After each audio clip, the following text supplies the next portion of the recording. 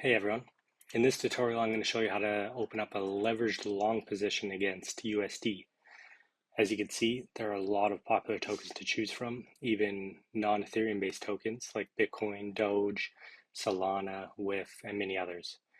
So the first thing that you're going to need to do here is deposit your collateral into the portal, which then gets converted into virtual tokens that can be used inside the portal however you wish. So I'm opening up a position in the portal by depositing my ETH and converting that ETH into virtual ETH tokens. As you can see, there's no fee for doing this swap, but once your tokens are inside the portal, there's a funding fee that starts to accumulate every hour. As you can see, it's just right here. You can see it's just a tiny fraction of a penny for the first hour because I haven't borrowed any tokens or anything yet.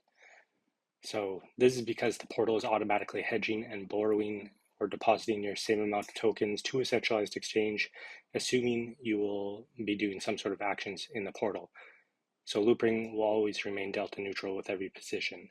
Your tokens stay within your self-custodial wallet, but we're doing the hedging. So when this position is eventually closed out, those funding fees will be accounted for and deducted from any potential profits.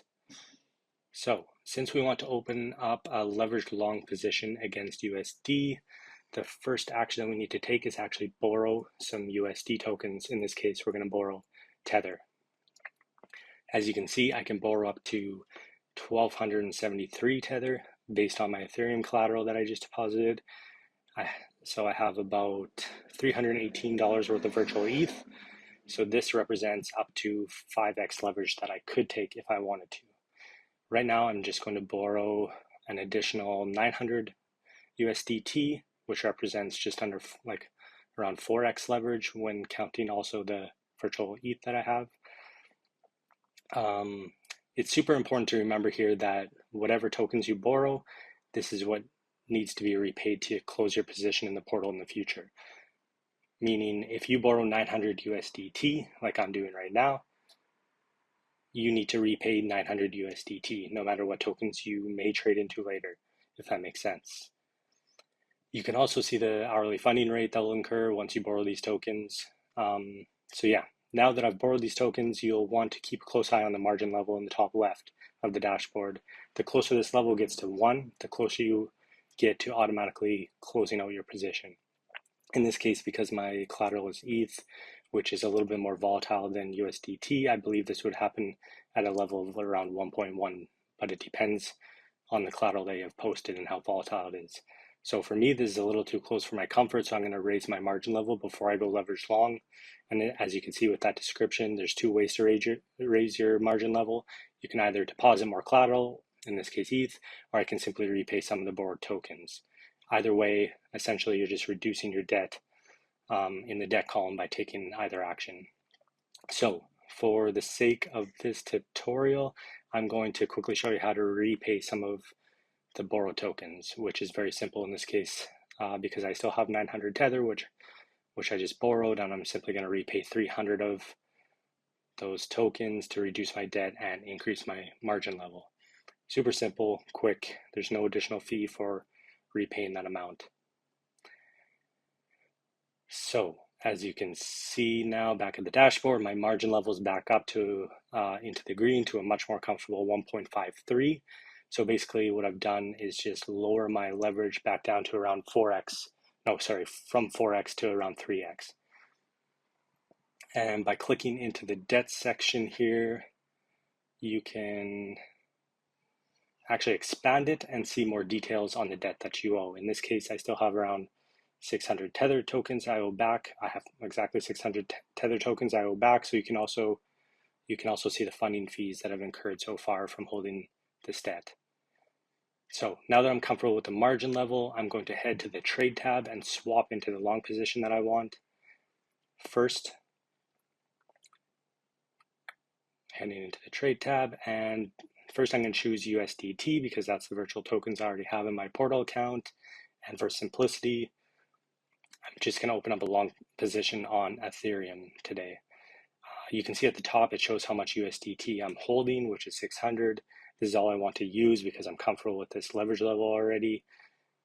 You can also see at the top that you have the ability to increase your leverage here. I could max it out and swap into twice as much ETH if I wanted to. This would actually automatically borrow more USDT and then swap into the ETH all in one transaction if I did that. Super important also to remember that this trade is actually happening simultaneously on a centralized exchange, in this case Binance, as Loopring is hedging this to remain delta neutral.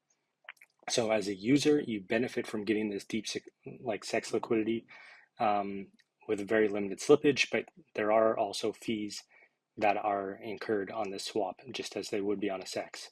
Even though your tokens are remaining within your self-custodial control, there's still hedging going on as SEX. So yeah, those swap fees are accounted for here.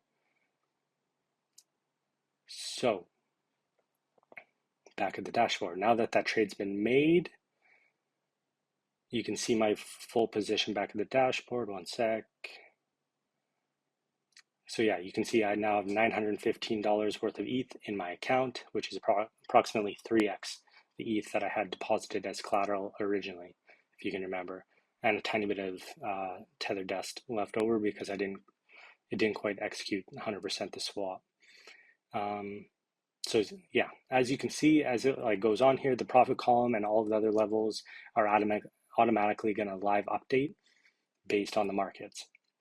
I've taken a leverage long position on Ethereum, so essentially I'm betting that ETH is going to go up in value against USDT.